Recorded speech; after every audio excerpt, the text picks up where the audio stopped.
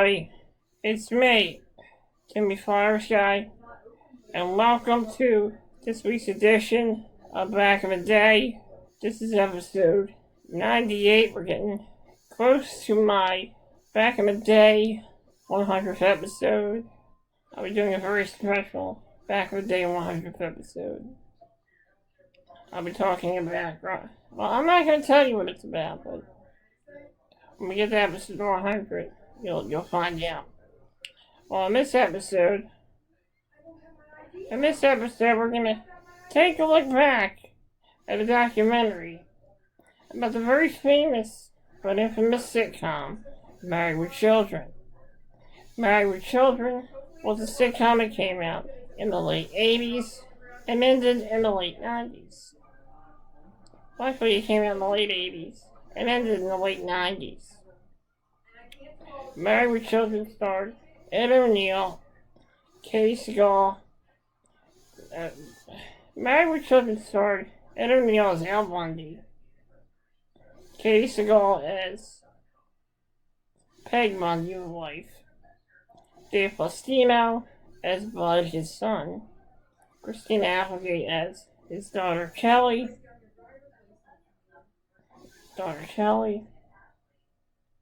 Amanda Burse as their neighbor, Marcy, and many other great people that a lot of people remember in this very funny sitcom. You see, Married with Children was a show that thought outside of the box.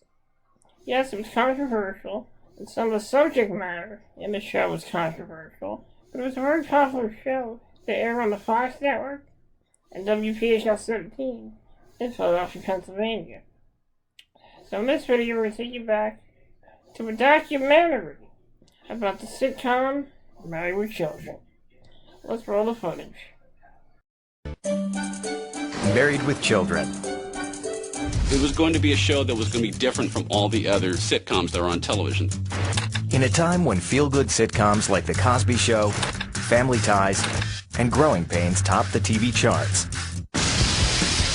Married with Children would be a show where father did not know best. Did Daddy ever let you down before?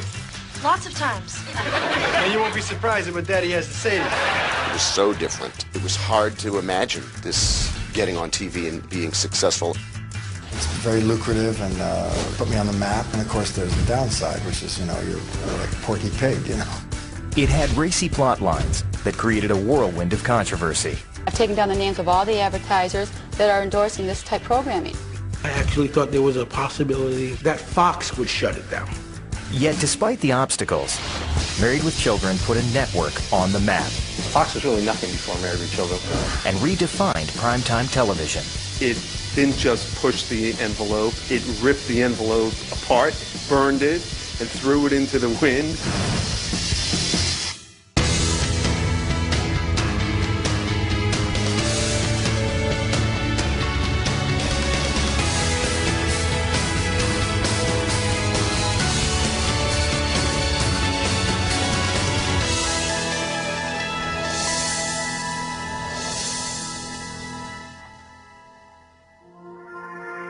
In 1989, on a Sunday night at 8 p.m., Michigan housewife Terry Rakolta saw an episode of the innocently titled series, Married with Children.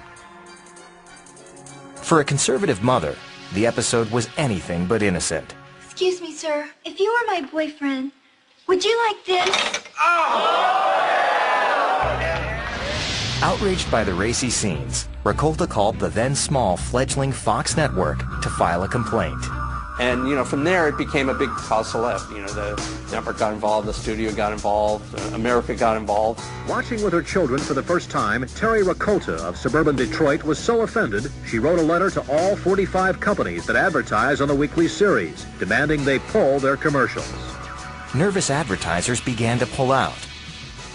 Before Married with Children could even get a foothold in the television terrain, it stood on the brink of imploding under a one-woman crusade.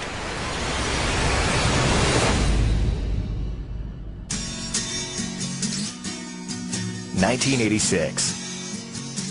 Cell phones were not small. The internet was not big. And people played video games at places called arcades. When it came to television, ABC, NBC, and CBS ruled the airwaves as the big three. But Fox was determined to get a piece of the action and make waves as the fourth network. They were at a disadvantage because ABC, NBC, and CBS were there since almost the beginning of television in 1948. So they had a 40-year head start on this new Fox network. Fox would attempt to win over an audience through the development of innovative programming. Fox needed to distinguish themselves, and I think that they made a very conscious decision to go for a more youthful, maybe a more male, less conservative demographic. Fox recruited Garth Ancier, an executive from NBC, to spearhead their new network. Garth was a sort of a wunderkind executive who came up through the ranks of NBC, and so he was picked out to make his wunderkindness happen over at Fox. I had been at NBC as Vice President of Current Comedy Programs, which means your big hit comedies, Golden Girls, The Cosby Show, Family Ties, Cheers, etc. So we had 16 shows on the air. In a bold move, proclaiming to the world that this was going to be a youth-oriented network, the heads of Fox Television, Barry Diller and Rupert Murdoch, had just put their entire future in the hands of an executive who was not even 30 years old.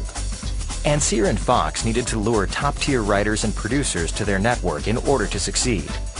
Ancier knew the perfect guys for the job, Ron Levitt and Michael Moy, one of Hollywood's most talented writer-producer teams, but you wouldn't know it by looking at them. Their appearance, they were iconoclastic guys.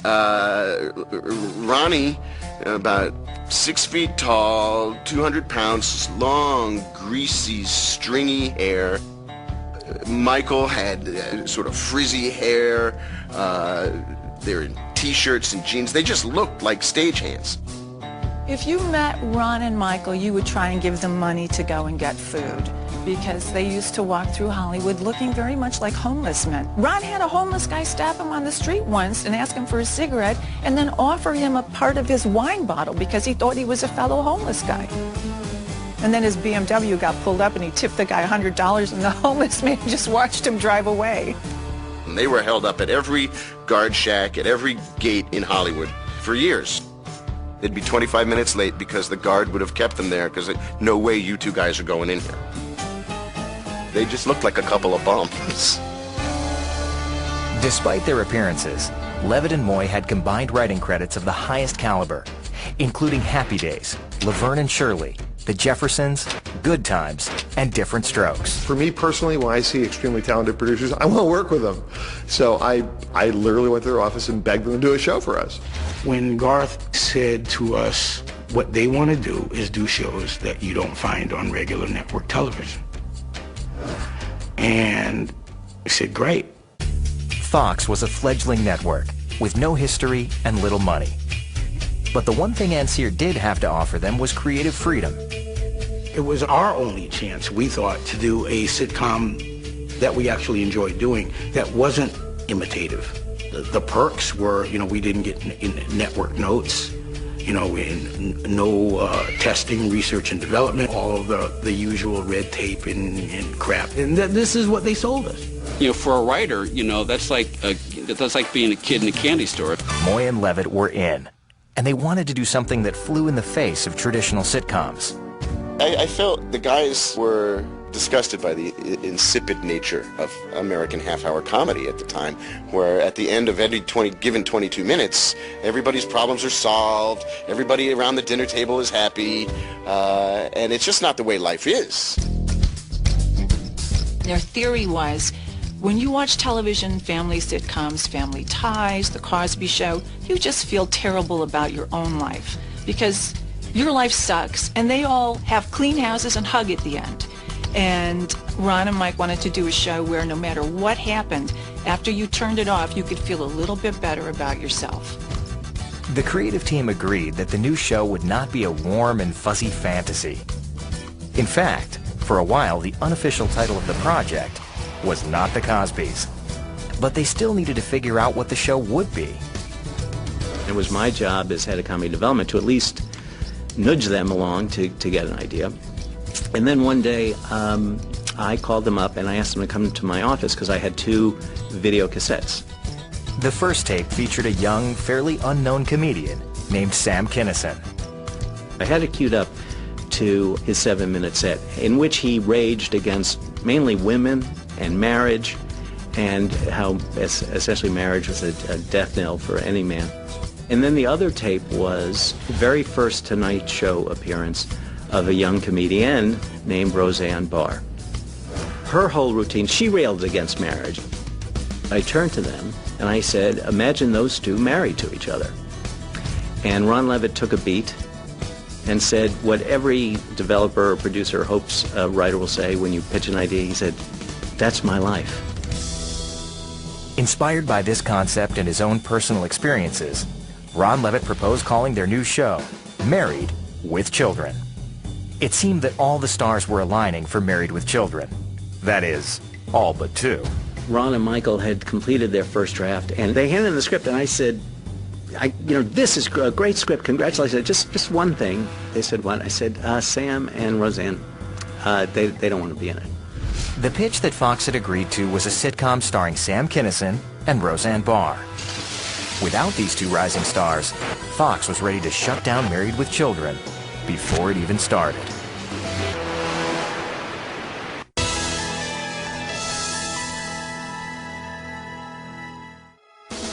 It was 1986. ABC, NBC, and CBS dominated television with feel-good programs like The Cosbys and Family Ties. Now, Fox was determined to make waves as the fourth network, creating alternate programming aimed at a younger marketplace. They turned to the seasoned producing team of Ron Levitt and Michael Moy, promising them complete creative control over the development of a new, irreverent, groundbreaking sitcom titled Married with Children. Ron and Michael had completed their first draft, and it was, I know, was the best first draft of a script I've ever seen. I mean, they really nailed it. When the show was conceived, the original pitch was, all right, Roseanne Barr and Sam Kinison are married and they have children.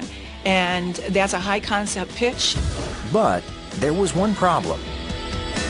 I spent 6 weeks trying to convince Sam Kinison's manager and Roseanne Barr's manager to star in this soon-to-be television series, both of whose managers said, nope, they're going to be movie stars. They're not going to do television. And I was thinking to myself, well, first of all, nobody really knows these people yet. And second of all, I'm thinking in my head, they don't really look like movie stars. Without Roseanne and Kinison on board, Fox was ready to pull the plug on Married with Children. I encouraged the producers and said, look, let's just give it a shot. I think there's some really good actors available out there. Let's start auditioning actors and see what we come up with. Reluctantly, Fox agreed to go ahead with the series. The team was now starting from scratch, and they had just 6 months to cast and shoot a pilot that network executives would sign off on. But Levitt and Moy saw the setback as a good thing. The best thing that could have happened to the show. We never liked working with comedians or established actors because they would come in with their character already, which would already put us at a disadvantage because, we're going to tell Roseanne how to do her domestic goddess thing, we're going to tell Sam Kinison how to do... That wouldn't work. It would just be fighting all the time. A casting call went out for the Bundy family, but for the character of the uptight neighbor, Steve, it was a no-brainer. Levitt and Moy had specifically written the part for a colleague from their NBC days, David Garrison. We knew what you were going to get with Garrison, and that was the ultimate professional. And we knew that he could do that character perfectly. Yay, team! It's hard to say that you were drawn to the character of Steve Rhodes. The question was, how tight I want to be in playing the character of Steve Rhodes. As for the role of Steve's quirky wife, Marcy, Levitt and Moy didn't have any actresses in mind. But after dozens of auditions, casting director Mark Hirschfeld had a gut feeling about actress Amanda Bierce. I don't know if she'd ever really auditioned for a comedy before, but there was just this fresh-faced, idealistic bride that I loved about her. And underneath, you could tell she was really wearing the pants of the family. When she read for the part with David Garrison, she nailed it. I didn't have a say in Amanda getting the part, but it was clear from the read that that was going to be the chemistry that worked, and I'm really glad it did. The hunt to find a replacement for Roseanne Barr, however, was not as simple. Peg Bundy was originally seen as a couch potato. Katie Sagal had a different spin. Actress Katie Sagal was definitely not Roseanne Barr. And when she auditioned, her version of Peg made a huge impression.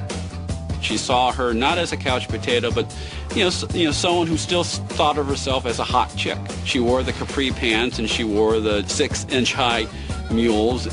I read the script and I thought, she should really care about herself. And she dresses herself up, and I sort of see her as an ex-cocktail waitress, and I just love that she takes such good care of herself.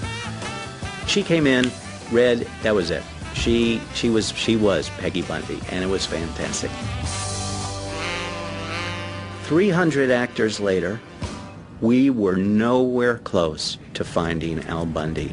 It was really one of those times where you believe you've seen everybody in town. We saw comic actors, we saw comedians, we saw Western yesteryear. We saw B and C movie stars. 80% of the people that came in to read for Al read it like Ralph Cramden, exactly like Jackie Gleason would have read it. Then there was, 5% read it the way Jack Nicholson in The Shining would have read it. Wrong, just wrong. We had heard it read every way but a way that was funny. And we started to doubt whether or not this was ever going to work at all. Casting director Mark Hirschfeld then remembered seeing a dramatic actor by the name of Ed O'Neill in the role of Lenny in a stage adaptation for Of Mice and Men. This was probably 2 years before Married with Children. So this came up and I could not get Ed O'Neill out of my mind. I had no sense whatsoever he could do comedy. He had never done comedy before. But in my mind, I felt there was some connection between Lenny from Of Mice and Men and Al Bundy. Lenny would say anything because he just was not a particularly bright guy. And Al Bundy is basically the same way. He's completely uncensored because he's not a particularly bright individual.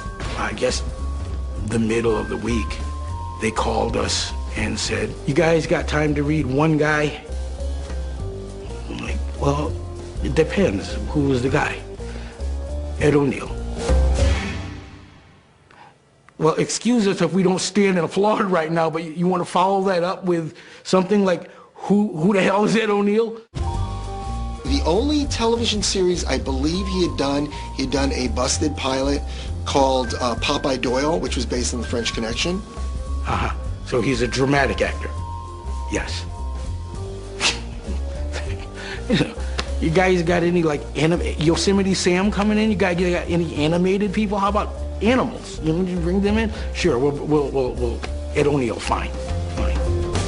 Ed O'Neill came to the audition straight from a handball game, covered in sweat. He walked in the door, he sat down, and he's a very big guy, and he's a very powerful guy. But when he started to actually do the scene, he kind of went into this defeat mode. Before he said a word, he just did this. Then he opened the door. He didn't have to say a word. From me, as far as I was concerned, he didn't have to say another word. That was Al Bundy. Because only Al Bundy would know that no matter what day it was, when he opened that door, there was going to be crap on the other side of this door. Sometime later, he said the secret to playing Al Bundy was, he said he always thought Al's life smelled bad. And if you look, when Ed comes on stage, he almost always he's smelling something bad, and what's that? It's his life. The Bundy character, just the way he thinks, amuses me. He's so crude and so slow-witted, animal-like, very basic. A collective sigh of relief went out among the producers. And with the casting of Christina Applegate and David Faustino as the Bundy kids, they were finally ready to shoot their pilot. Kelly Bundy was sort of the typical blonde babe that you would see on MTV. In every music video, you have one girl who's sort of the trashy girl, the one that you want to score with. With David Faustino, he had a little bit of like the Michael J. Fox from Family Ties in him, except with evil. With the cast in place, they shot the pilot episode, which had the long-married Bundys meeting their newlywed neighbors, Steve and Marcy, for the first time. And Al takes Steve and Peggy takes Marcy, and they each explain to them that their life is ruined, marriage kills you, get out while you can. Your son is going to be a sissy, Mary, if you let that woman take away your sports. Which leads to Steve and Marcy having their first fight, which so turns on Peggy and Al that they go upstairs to have sex. It was so different from the Cosby-like storylines that dominated primetime that when presented to TV executives, it would lead to a battle of creative wills that would jeopardize the entire project.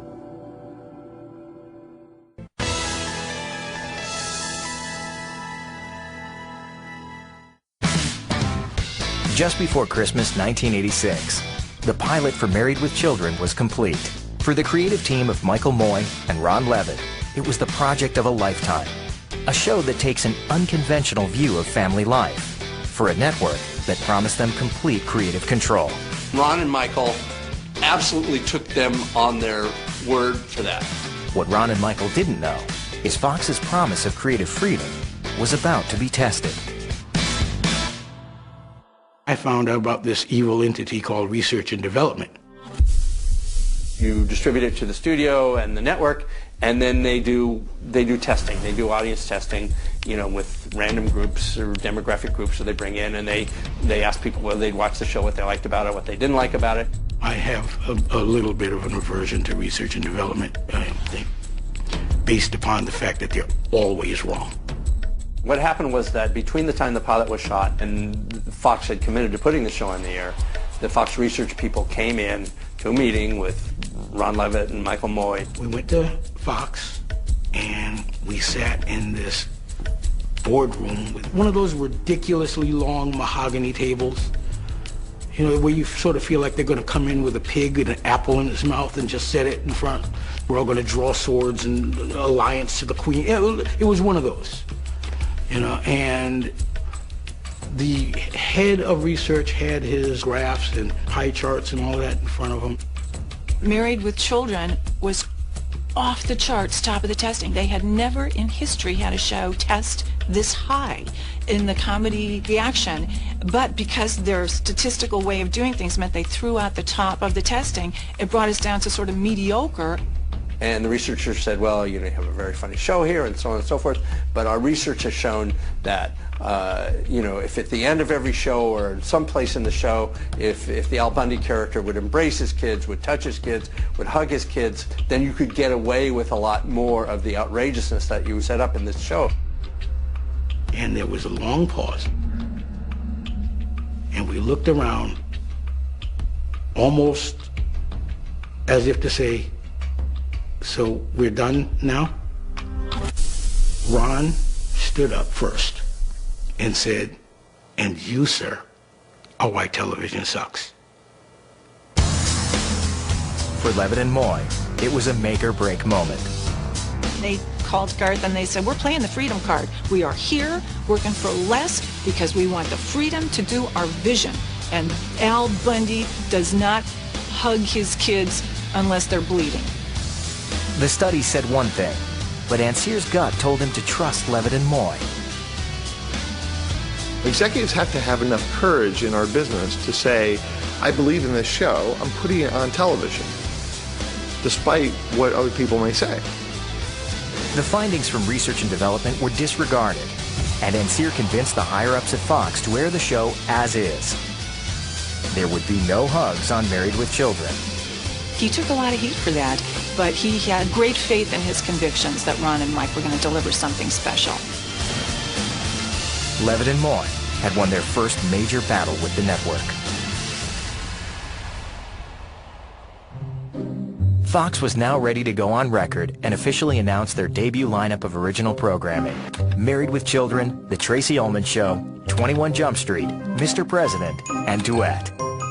There was a formal press event, and Michael Moye was selected to speak on behalf of Married with Children. Michael Moye gets up, whereas everybody was in coats and ties. Michael may have changed his T-shirt that day, but he looked out in the audience and he said, "How many of you are married out there?" And 200 hands go up. He goes, "Still having sex with your spouses? Still enjoying that, are you?" It's like a stunned silence. He said, "How about your kids? How'd they turn out? Just like you wanted?" "Yeah, didn't think so. That's what our show's about." And at the end of the presentation, all anybody wanted to talk about was this new show, Married with Children, and who are these guys? Married with Children premiered on Sunday, April 5th, 1987. When Married with Children came on the air, they showed it 3 times in a row. There was nothing else on the network. We made jokes on the show about, you had to have coat hangers and everything else in order to get Fox on your television. Hardly anyone watched. There's virtually no comedy show in America that starts strong. They have to build an audience because comedy is unlike any other form in that you have to understand the characters. So until you understand what the relationship of Al and Peg is, you're not going to laugh at the jokes. One thing the show did succeed at, though, was getting the attention of critics. I was astonished. It was coarse, it was vulgar, it was the talk of water coolers. People would say, "Did you see this, what happened on Married with Children? Can you believe they said this? Can you believe they said that?" So it created a lot of buzz at the time. Actor Ed O'Neill was the first member of the cast to get a glimpse of things to come. There is a scene in the pilot of Married with Children where Al thrusting his hand down his pants. Doing that was a big part of his character. Moments after the very first episode had aired on broadcast TV, O'Neill stepped out to get a bite at the local pizzeria. And while he was standing waiting for his pizza, a teenage kid came in. Looked at him, did a double take, thrust his hand down his pants and went, "Hey!" And Ed O'Neill said, I realized my life was never going to be the same. Once you've gotten to where people recognize you almost everywhere you go, then you start to realize that anonymity is a big thing to give up. Levitt and Moy's show attracted a small but loyal audience of younger viewers with a tolerance for edgy humor. It was definitely outside the mainstream. But that would soon change when a conservative housewife from Michigan would stumble upon an episode of Married with Children and decide she didn't like what she saw.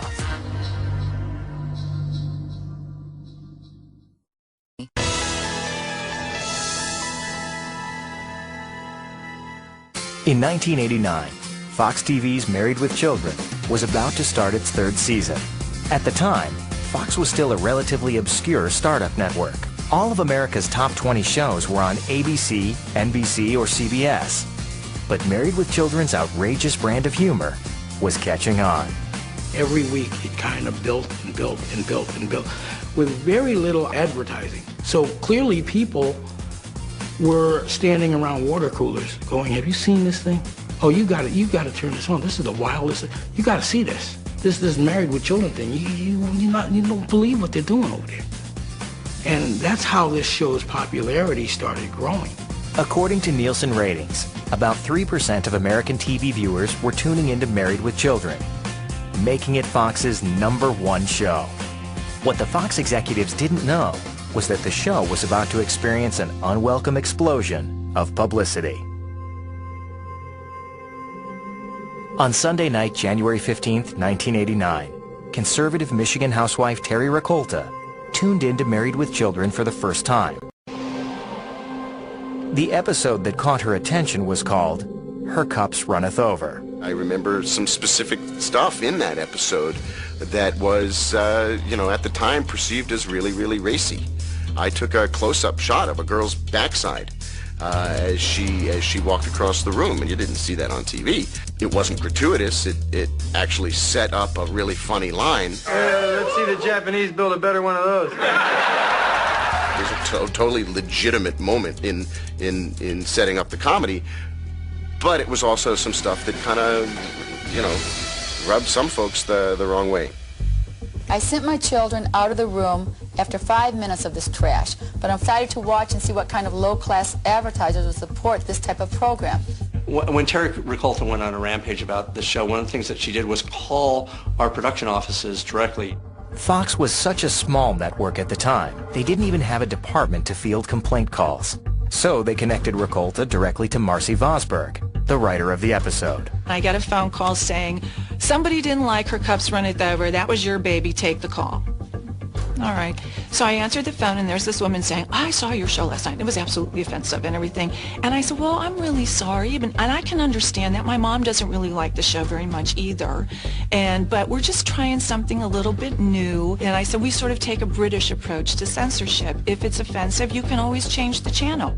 There was no protocol for how to handle complaints. And they usually sent me out because I was the wimp. I was always the sweetest person, so they figured I wouldn't get us into big trouble. Mistake, they were wrong.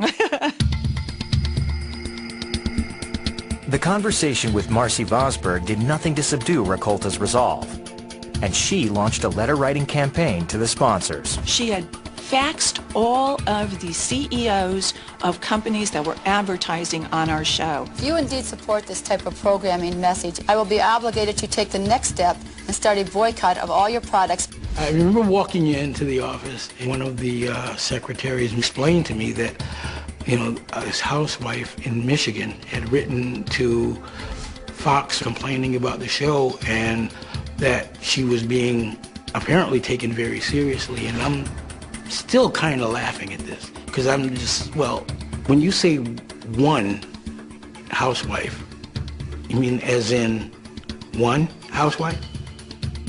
You want me to address this seriously?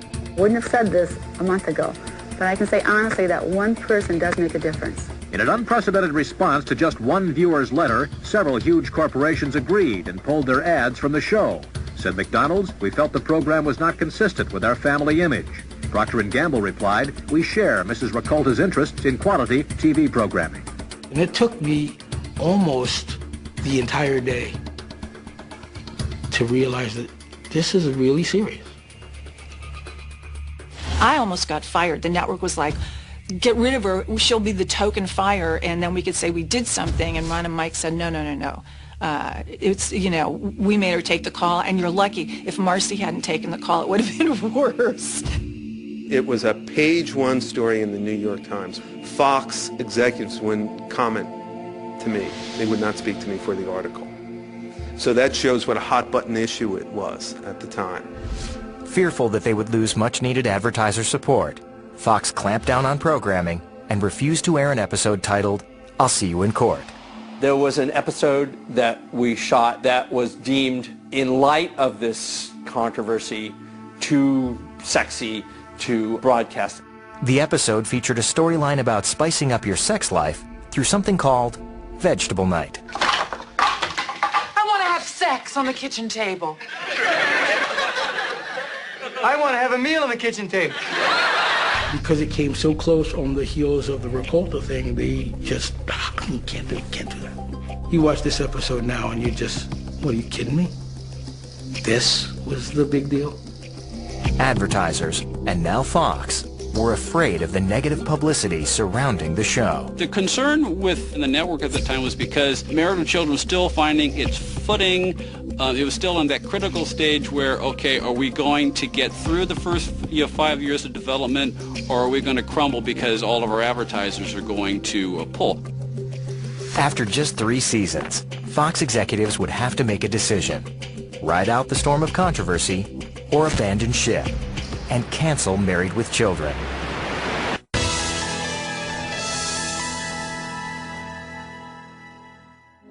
Married with Children was in its 3rd season when conservative Michigan housewife Terry Ricolta watched an episode and thought it was too offensive to be on TV.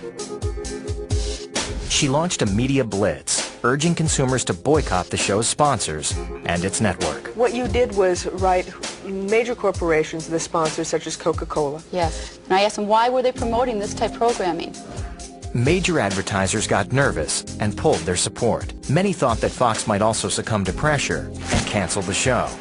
This is the first real controversy that Fox, the network, was involved in, and I guess they didn't know what to do. Everybody was afraid. But as the saying goes, bad publicity is better than no publicity. Suddenly, people are like, what is she talking about? What is this little show that I've never seen or never heard of? What Terry Rakolta didn't realize was that she was doing Fox and Married with Children a favor. They didn't have the money to compete with ABC and CBS. They couldn't put out full-page ads in the New York Times or the Wall Street Journal. They couldn't advertise on some of the other outlets the big three had. If there's controversy about a show, people will watch it to see what they're missing. And then you have a chance to keep that audience. Ironically, she helped the show tremendously. A lot of the more timid advertisers left the show because of her protest, but advertisers who paid more money came in after. I know if this show continues to pull the highest ratings, like it will now because it's on everybody's lips, they're going to come flying back in, on their knees and just say, please, take our money, please. We got to advertise on this show. After the Rakolta affair, through 1989, Married with Children set an all-time television record by increasing its overall ratings an unprecedented 117%. I knew Married with Children was a hit when I was at the Vons in Los Angeles, and there was a person in front of me and a person behind me in line and the checker who were talking about the episode that had just aired. Rakolta's campaign to shut down Married with Children backfired, and she found herself the brunt of jokes on the show. The producers of Married with Children every now and then would write in a line about some crazy woman in Michigan who was calling to complain. Why? I thought it was a hit. Well, some woman in Michigan didn't like it. Just little inside things that we would do to amuse ourselves. Behind the scenes, I understand they sent her gift baskets of, fruit and things every Christmas. It wasn't us. It wasn't Ron and I. She had caused us too much in the way of problems and, digestive ailments for us to send her anything. But, I'm glad someone did. By now, Al Bundy had become a not-so-heroic hero for the working class. The guys got a letter one day from a guy in Pittsburgh who basically said, I have a job I don't care for, a wife that doesn't seem to love me, I have 2 kids that don't give a damn whether I'm coming or going, and as bad as any given week in my life is, I know that at 9 o'clock on Sunday nights, I can turn on the TV and see that Al Bundy's is even worse. To all outward appearances, the show was riding high. But behind the scenes, there was a turn for the worse. Garth Ancir, the one Fox executive who adamantly defended Levitt and Moy's right to assert their creative will, was gone. He took a job with Disney, and in his absence, Fox assigned a censor to oversee the show. It became very contentious in there. That was the beginning of the end for me. It was now on Levitt and Moy's shoulders to continually remind the network that they were supposed to have creative freedom. We didn't have the fun that we thought we should be having then, because we had the legacy of Terry Rakolta, on our back all the time. One episode haunted by the ghost of the Rakolta campaign was a show Ron and Michael had originally titled A Period Piece. The guys wanted to open one of the seasons with some subject matter that had never been done before. What is it, Al? Period, Steve. They go camping up in this mountain cabin, and as it turns out, all 3 women, Marcy, Peg, and Kelly, had their periods coincided. They said, you're the girls, you have to write it, because that way they can't yell at us for being chauvinist pigs. When Fox executives screened the show, they worried that it might offend the sensibilities of the advertisers. Fox had a huge problem with this. Not only did we commit a horrible sin and actually use the word menstruation, but the entire episode they had a problem with. And guys, see, these women wrote this, and see, for me to go in there and just say, now, this doesn't happen because Fox told me so. When it comes to these kind of issues, I'm going to side with the women. Once again, Levitt and Moy fought to keep the show as is, and Fox relented, but not without one minor change. We called it a period piece, and the network panicked and called it the camping show. For the show's creators, the ongoing struggle to assert their vision was growing more and more taxing. We had started getting many more notes, many more threats of, well, you can't do this, you can't do this, you can't. And it became a trying thing. It stopped. It wasn't fun anymore. Times were tough behind the scenes, and things were about to get even tougher because one of the show's co-creators was about to leave.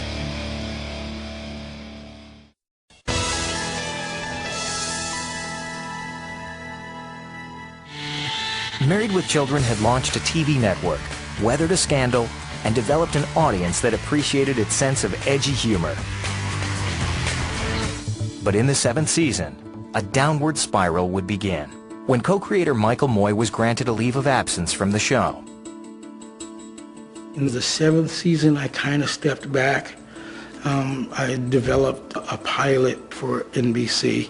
With Michael focused on the development of a new pilot, Ron Levitt was left without his longtime trusted partner. It was a time when critics were beginning to turn against the show. When the show premiered, it got great reviews.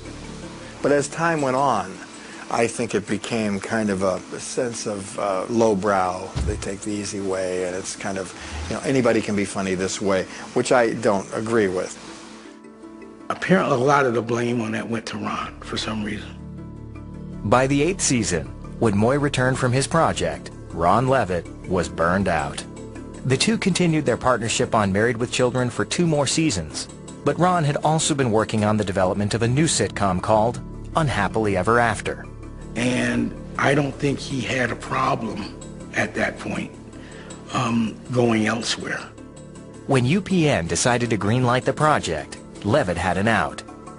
And after 9 seasons, Ron Levitt left Married with Children permanently. Now, Michael Moy was the one flying solo.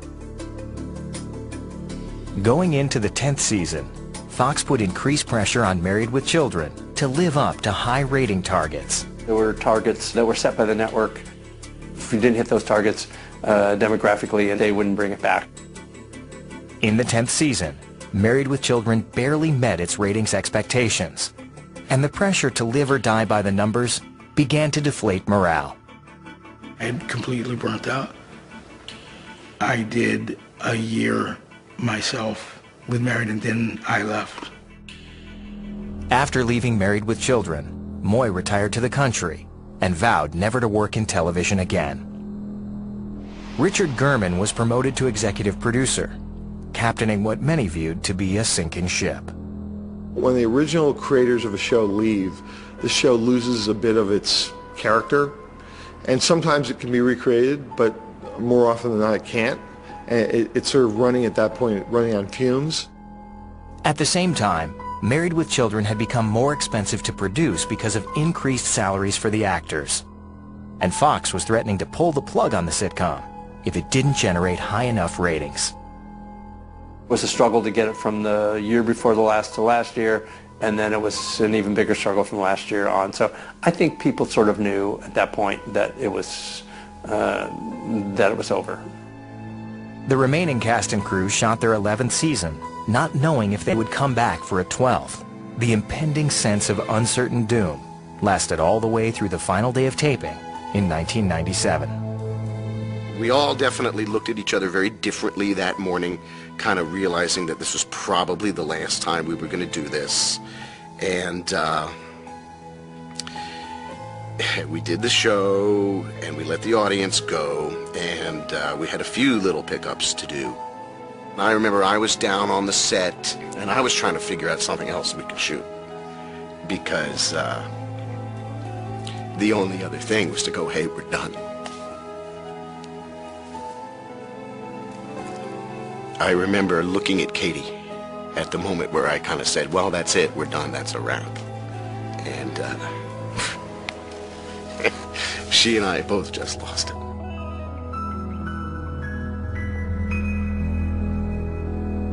A few months later, Fox officially announced the show would not be renewed. When the show was canceled, apparently they didn't tell the cast. Ed said that he first found out when he was coming out of like a Home Depot, a fan had said, you know, hey, sorry to hear about the show.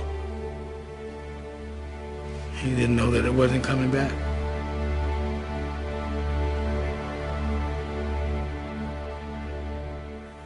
It's show business, and all of a sudden the show closes. Love you, honey, but the show's closed. Though Married with Children was over, its legacy would continue. Simpsons is outrageous, obviously, and Family Guy is every bit, if not more, outrageous. And Married, I would have to say, opened the door for a lot of those shows. It was the only original show that lasted. It paid the bills for a long time. It allowed other shows and other celebrities in those shows, like Johnny Depp on Jump Street, and also Tracy Ullman, because there was always this steady Married with Children audience that kept coming back and coming back. In its 11-year run, Married with Children won 7 Emmy Awards and 8 Golden Globes. It dared to push the envelope in ways that most sitcoms and most network shows weren't willing to do at the time. Now, you may argue whether that's a good thing or a bad thing, but that's another conversation.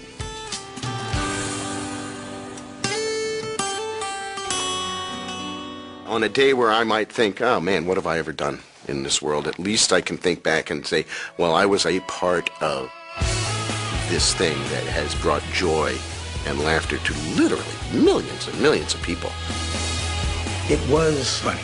It was something that you sit and laugh at and not worry that I'm going to learn a lesson. No, not for this half hour, you're not. Might have seemed like a job at the time, but it seems like a gift now.